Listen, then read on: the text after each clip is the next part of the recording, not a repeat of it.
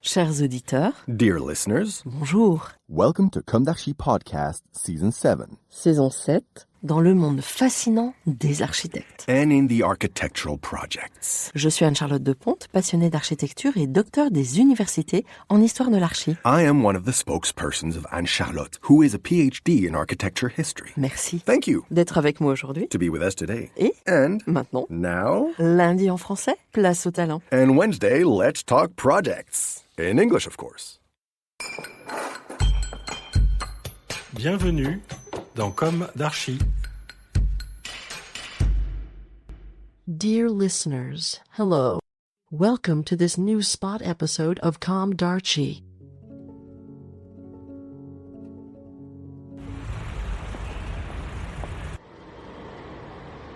I am walking in Paris, not on a major axis, not in front of a monument, an almost ordinary street. The facades are white, the windows repeat. Nothing tries to catch my eye. And yet I slow down, because something is there, a rigor, a poise, a way of inhabiting space without rushing it. This architecture does not impose itself. It holds. And behind it, a name, Michel Roux-Spitz. 1. Learning to transform. Roux-Spitz trained at the Beaux-Arts, Prix de Rome in 1920. He knows the rules, composition, symmetry, hierarchy, but he doesn't copy them. He shifts them. 2. The facade as a discipline. His white series is emblematic. Buildings with regular facades, nothing is left to chance, but nothing overflows. Here, repetition is not an effect, it's a rule. 3. Another modern position. Because ultimately novelty is not a value in itself. 4. Rebuild without erasing. After the war, he doesn't seek to reinvent the world. He seeks to make it visible again. 5. An architecture that doesn't seek effect, but to be experienced. A modernity that doesn't create an event, but creates balance. In a century that so badly wanted to break away, let's remember. And hey, that reminds me of something. He chose to hold on. 6. My rant.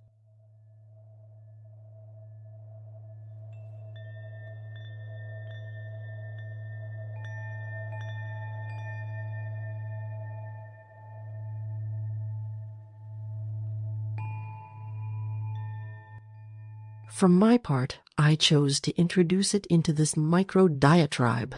Indeed, I was just given this book about him that you absolutely must read. Michel Roux-Spitz, 1888 to 1957.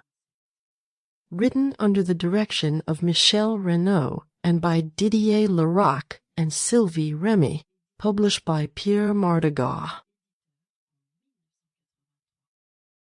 A well-executed monograph like the architectural community used to write them, supported by solid references and testimonies. It is worth noting that in 1983, right when the book first came out, I was actually a high school student myself. I admit that between my studies, sometime later, in light of the teaching of Gerard Mounier, my thesis director, and Antoine Picon, whom I will also mention because he very positively influenced my learning, a time when all the methodological rules for research and referencing were scrupulously transmitted. So between my studies and the digital revolution and its hegemony ultimately today, there's a gaping hole, don't you think? Despite the immense reservoir of knowledge it holds, the digital world has, it seems to me, opened up immense flaws conducive to padding, and I feel that the level of standards is collapsing. And you, what do you think?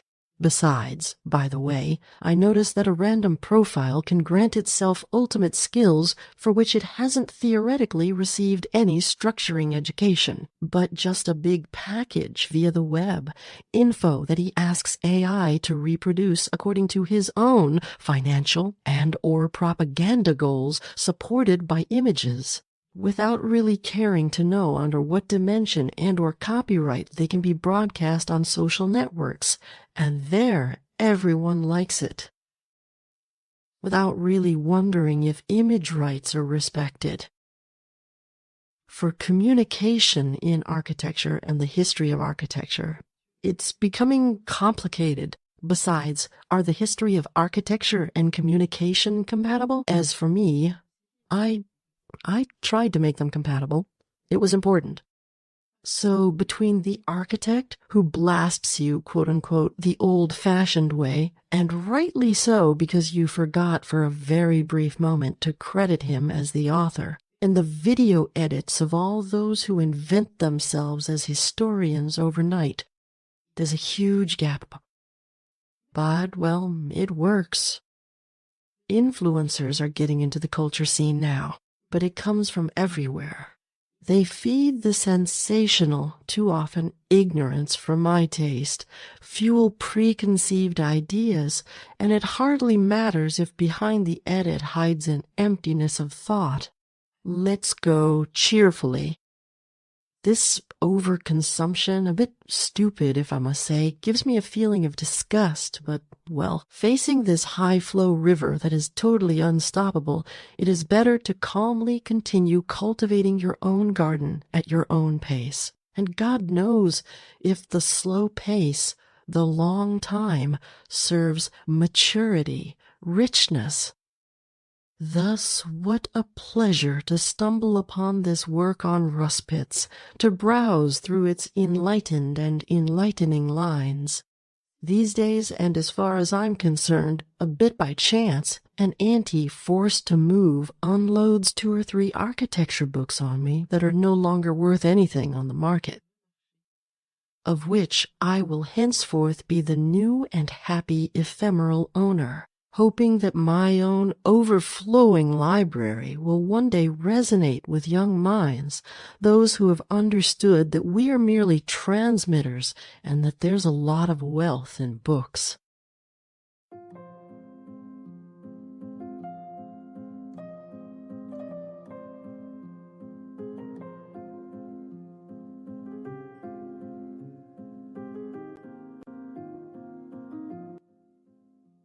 I, who have always been fascinated by the building on Guinemer Street, designed by Michel Roux-Spitz, architect, this book arrives by chance like a gift from heaven.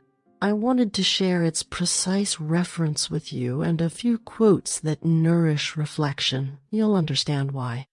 Besides, this sharing means so much to me in a spirit of fierce cultural defense of the architectural discipline. Michel Roux-Spitz had chosen to hold on. Did we mention this at the beginning of this episode? His obstinacy inspires me, even if I feel like going and burying myself in the cruise in the face of the tears we are experiencing, social tears, national, generational, planetary. For this wonderful profession that is architecture, I choose to hold on. To hell with those who think through ideals that they will change the world when they themselves have assimilated, I would say, not much. Out of passion, I note some beautiful quotes from the work. To start, here is one on filiation, transmission, on these unbreakable bonds that help humans stay standing and grow, with supporting evidence, because yes, let us find these bonds again, and the idea of transmission.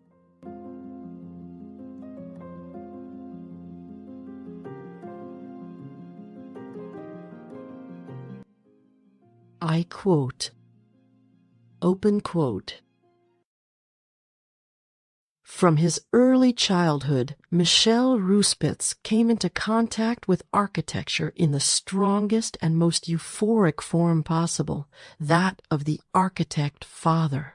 Whatever the father was like as an architect, the break will come later, inevitable.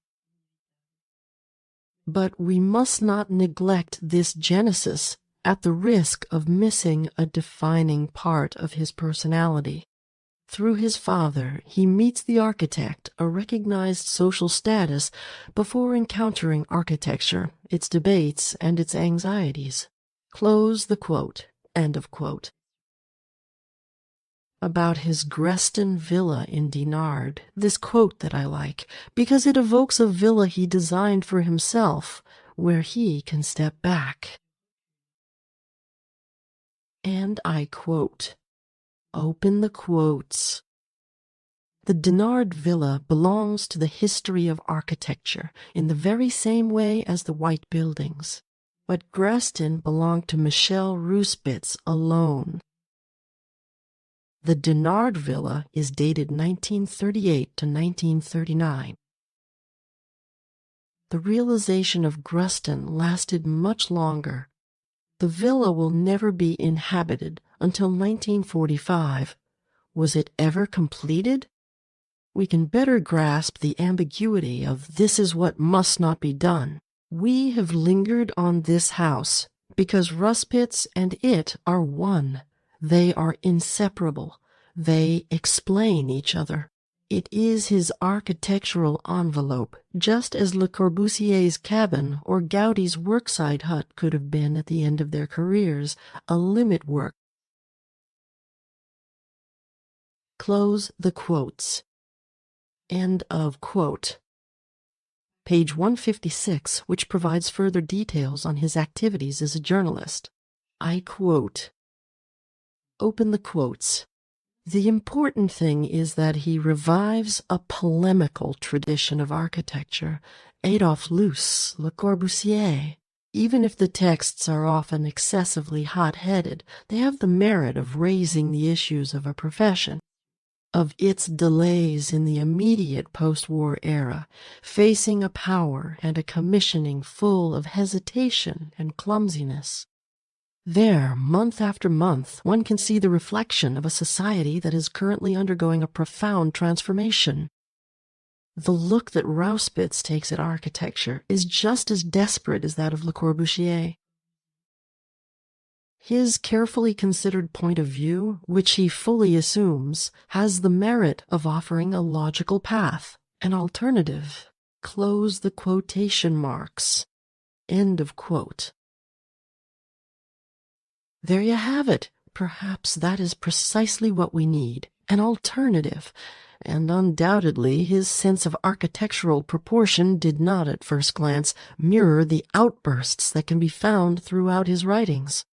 Well, having said that in passing, the intensity of the present often makes us forget that ultimately history is but an endless repetition. I will return more specifically and probably to Roux-Spitz through his achievements in an upcoming spot format of Comme d'Archi.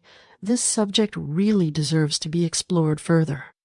There you go. That was Comme d'Archi, the podcast that sees architecture differently. Today, Michel Roux-Spitz, an architect of measure in a century of excess. If you like this episode, you can share it, comment on it, and subscribe to keep looking at the city a little differently.